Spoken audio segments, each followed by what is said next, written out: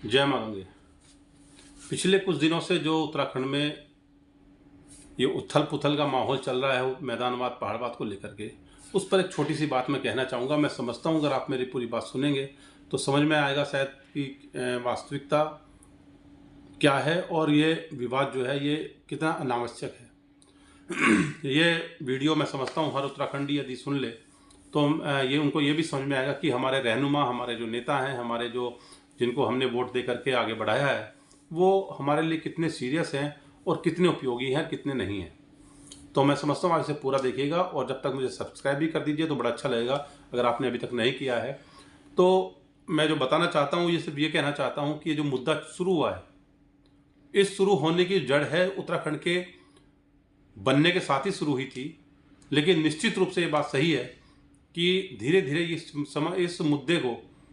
कहीं ना कहीं दफन करने का काम उत्तराखंड की जनता ने कर दिया था, क्योंकि वो एक साथ आगे बढ़ने का काम, उत्तराखंड को साथ बढ़ाने का काम, उत्तराखंड में विकास की बात, उत्तराखंड को आगे बढ़ाने की बात, शिक्षा की बात, इसको लेकर के आगे चलने का प्रयास करते करते यहाँ की जनता इस मुद्दे में ऐसे घुल मिल गई थी आपस में, इससे अलग होकर के कि उनको ये याद नहीं था कि कोई उसका नैनीताल का व्यक्ति या नारसन का व्यक्ति या बद्रीनाथ का व्यक्ति वह मैदानी है या कौन सा पहाड़ का है, उसे कोई इससे मतलब नहीं था। वो आगे बढ़ना चाहते थे। सबसे महत्वपूर्ण विषय इस बात का है कि जो मुझे दुख होता है, जो मैंने आपसे कहा कि आपके जो नेता हैं, हमारे जो नेता हैं जिनको हमने आगे बढ़ाया है, वोट दे करके आगे बढ़ाया है, उनमें से कितने लोग ऐसे सक्षम हैं जिनके पास ये विजन हो कि उत्तराखंड कैसे बढ़ेगा, किस प्रकार से बढ़ेगा, कैसे नहीं बढ़ेगा और किस प्रकार से उस विषय को लेकर के आगे चले और उसको मंजिल तक पहुंचाए कि हमें जिस टॉपिक से, जिस विषय से, जिस योजना से उत्तराखंड एक विकसित स्टेट तो बने बने, पहाड़ का हर कोना भी उससे लाभान्वित हो। ये विजन यदि किसी के पास था तो मैं आज आपसे कह देना चाहता हूं, जो मैं आपको बताने जा रहा हूं कि जो जितनी मुझे जानकारी है, जितना मैंने उन चीज़ों को आत्मसात किया है, यदि वो विजन किसी के पास था तो वो सिर्फ एक व्यक्ति थे। उसका नाम मैं बाद में बताऊंगा, लेकिन जिनके पास नहीं है उनका नाम मैं पहले बता देता हूं। उसमें उस विजन में ना तो नित्यानंद स्वामी आज हमारे बीच में नहीं है और उनको हमने ज़्यादा देखा भी नहीं कि लंबा समय वो सरकार में रहते, लेकिन सरकार में रहने वाले व्यक्ति का ना तो उनमें कोश्यारी जी हैं जिन्होंने जो इस विषय को देखते, उसमें ना ही उसमें निशंक जी हैं, ना ही उसमें खंडूरी जी रहे, ना ही उसमें धामी जी वर्तमान में जो हैं, ना तीरथ सिंह रावत जी, ना त्रिवेंद्र रावत जी, जिनके पास किस प्रकार का कोई विजन नहीं रहा कि देश ये कैसे आगे बढ़े, ना ही उसमें विजय बहुगुणा जी। और उसमें मैं माननीय रावत जी जो मेरी पार्टी के भी हैं, उनको भी मैं 50% नंबर जरूर दूंगा, क्योंकि उन्होंने यहाँ की जो मूल फसलें हैं, जो मूल यहाँ का एक जो प्रचार होना चाहिए था, जिसको लेकर के उत्तराखंड की ब्रांडिंग होनी चाहिए, उस पर जरूर उन्होंने अपनी सरकार आने से लेकर के और वर्तमान तक उसकी ब्रांडिंग करने में जरूर लगा है। भले उसकी लोग आप भाजपा के लोग या वैसे लोग कुछ लोग मजाक बनाते रहे, लेकिन उन्होंने उस पर कुछ काम किया है। लेकिन ये बात मैं जरूर बता देना चाहता हूं कि यदि किसी के पास इस उत्तराखंड को लेकर के कोई विजन था, निश्चित रूप से कोई विजन था, वो थे माननीय नारायण दत्त तिवारी, माननीय एनडी तिवारी। ऐसा व्यक्ति मैं समझता हूं यदि एक टर्म हो रहते तो निश्चित रूप से ये उत्तराखंड आज हिमाचल की राह पर होता। जिस प्रकार से वहाँ के प्रथम जो मुख्यमंत्री रहे परमार साहब, उन्होंने जो उनको इस प्रकार से विकसित करके उस राज्य को बना करके गए कि आज भी वो उसी दिशा में चल रहा है। किसी के पास विजन हो नहीं हो, चलाने की स्थिति हो या नहीं हो, लेकिन वहाँ की जनता को इस प्रकार से तैयार करके वो चले गए कि आज वो प्रदेश काफ़ी हद तक, बहुत हद तक एक व्यवस्थित, अनुशासित और प्रोग्रेसिव विकासवादी सोच के साथ वो अपने आप को स्टैब्लिश कर रहा है, किया हुआ है, करता रहा है और करने की उम्मीद है कि आगे भी और भी उसी प्रकार से करता रहेगा। लेकिन हमारे प्रदेश में जो मैं समझता हूं, जो एनडी तिवारी करके गए, जो आप लोगों को नहीं मालूम था, या जो उसके बाद के जितने मुख्यमंत्री हुए उसमें चाहे कोई भी पार्टी के मुख्यमंत्री रहे हों, उन्होंने उन फाइलों को नहीं देखा, उन्होंने उस चीज़ों को नहीं देखा, उन्होंने उस चीज़ों को नहीं समझा। तो ये समस्या एक आज की तारीख में उत्तराखंड के वो लोग भी झेल रहे हैं जो पहाड़ के उस कोने में रहते हैं, जहाँ से उनको पलायन करके हरिद्वार, नैनीताल, देहरादून और दिल्ली, बॉम्बे कहीं जाना पड़ता है, और आज भी वो उस चीज़ से आत्मसात करने को तैयार नहीं है कि अपने घर में रह करके कोई ऐसा विकास की काम कर पाए जो माननीय एनडी तिवारी ने सोचा था। अब मैं वो बताने जाता हूँ तो कि एनडी तिवारी ने क्या किया। सबसे पहले उन्होंने मूलभूत जो मैदान का क्षेत्र था जिसमें समस्या नहीं थी किसी प्रकार की, उन्होंने उस क्षेत्र को डेवलप किया। आप सबकी जानकारी में, मुझे बहुत ज़्यादा कुछ बताने की आवश्यकता नहीं है कि उन्होंने कैसे भगवानपुर से लेकर के हरिद्वार का सिडकुल और सहलाकुई से लेकर के पंतनगर और उधर काशीपुर वगैरह सब क्षेत्र को पूरा ऐसे डेवलप किया, जिस प्रकार से उन्होंने इंडस्ट्रियलाइजेशन यहाँ पे किया। लेकिन ये नहीं था कि खाली मैदान का क्षेत्र, ये तो आप सब लोग जानते हैं। जो मैं आपको बताने जा रहा हूँ वो मैं समझता हूँ कि आप सब लोग शायद नहीं जानते होंगे, बहुत कम लोग जानते होंगे। लेकिन यदि उस समय के अधिकारियों से, उस समय की व्यवस्थाओं से, उसके बाद के जो मुख्यमंत्री थे, जो निशंक जी बने, रमेश पोखरियाल निशंक बने, खंडूरी जी बने, अगर वो दोनों के दोनों फाइलें खोल करके भी देखते तो मैं समझता हूँ कि वो आज की तारीख में एक आगे बढ़ने वाला प्रदेश, हमारा एक व्यवस्थित प्रदेश, एक मजबूत प्रदेश, एक अपनी आय का स्रोत नियमित रूप से बनाए रखने वाला एक प्रदेश होता। और सबसे बड़ी बात होती कि हमारे युवाओं को पलायन करने की आवश्यकता नहीं होती। आज वो अपने घरों में होता, चाहे वो पहाड़ पे होता, चाहे निश्चित रूप से नीचे होता। तिवारी जी ने रुद्रप्रयाग और कुछ और पहाड़ी क्षेत्र में ऐसे ऐसे छोटे से इंडस्ट्रियल प्लांट उन्होंने लगाने की प्रयास किया था, जो बहुत छोटे छोटे घरों टाइप में लग सकते थे। और उसमें क्या था कि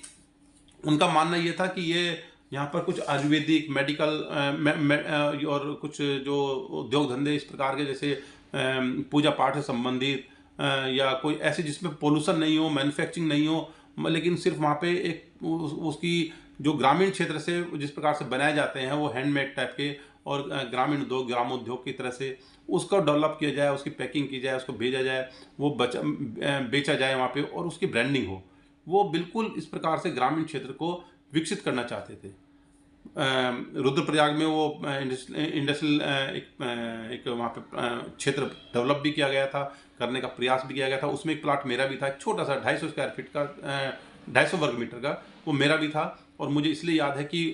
हरिद्वार के बहुत सारे इंडस्ट्रियल एसोसिएशन से जुड़े हुए लोगों को तिवारी जी ने वहाँ पर लेकर के गए। बहुत से लोगों को जो उत्तराखंड के क्षेत्र के जो पहाड़ के थे, उनको उसके लिए प्रेरित किया कि आप लोग यहीं पर उसको कुछ ना कुछ डेवलप करें। और वहाँ के भी बहुत लोग उसमें शामिल हुए थे। लेकिन कहीं पर भी उसके बाद, उनकी सरकार जाने के बाद, किसी ने भी उसकी ओर ध्यान नहीं दिया। आज आप मैदानवाद, पहाड़वाद पर लड़ने की आप कितना भी काम कर लें, लेकिन अगर आप क्षेत्र के विकसित करने की बात नहीं कर रहे हैं तो बेकार है।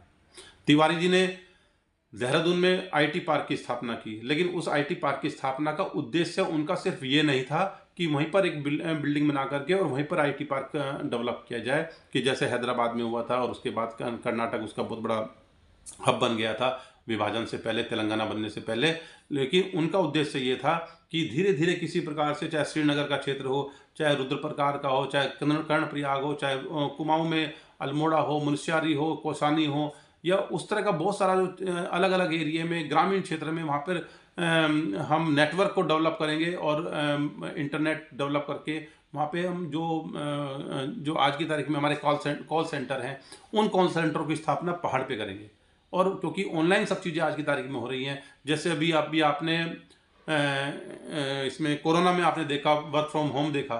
अगर इसी प्रकार के काम जो तिवारी जी जब सोच रहे थे, वो आज की तारीख में वर्क फ्रॉम होम बहुत सारे काम चल रहे हैं, बहुत सारी चीज़ें हो रही हैं। लेकिन उसके बाद अगर हम उनके विजन को देखते हुए, उस समय के नेता, उस समय के कार्यकर्ता, उस समय की उत्तराखंड की जनता उस चीज़ों को आत्मसात करते हुए, उन चीज़ों को समझते हुए आगे बढ़ाती, तो मैं समझता हूँ कि आज उत्तराखंड की हवा कुछ और होती, दिशा कुछ और होती, दशा कुछ और होती, और आर्थिक स्थिति कुछ और होती। और मुझे ऐसा भी लगता है कि ये जो हम मुद्दे में बिना मतलब उलझे हैं, कि जिस प्रकार से आज भाजपा के पास कोई दूसरा मुद्दा नहीं है, तो उसने सोचा कि चलो मैदानवाद, पहाड़वाद ही करके देख लेते हैं, क्योंकि उनको लग रहा है कि आने वाला 27 उनके लिए भारी हो सकता है। तो उन्होंने सोचा कि चलो इसमें एक काम करते हैं, कम से कम एक पक्ष तो अपनी तरफ आएगा, या तो पहाड़ आएगा या मैदान आएगा। तो उन्होंने इस मुद्दे को हवा दे करके जिस प्रकार से काम किया, क्योंकि भाजपा का कोई भी नेता, जितना मैं समझता हूँ, काफ़ी हद तक, इतना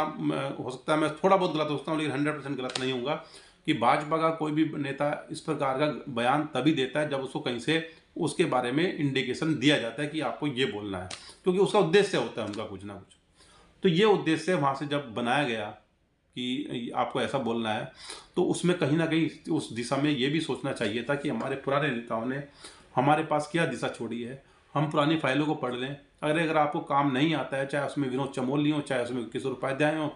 चाहे उसमें कोई और भी नेता हो, लेकिन अगर आपको सिर्फ ये मालूम है कि आप विधायक हैं और विधायक बनने के बाद सिर्फ आप सड़क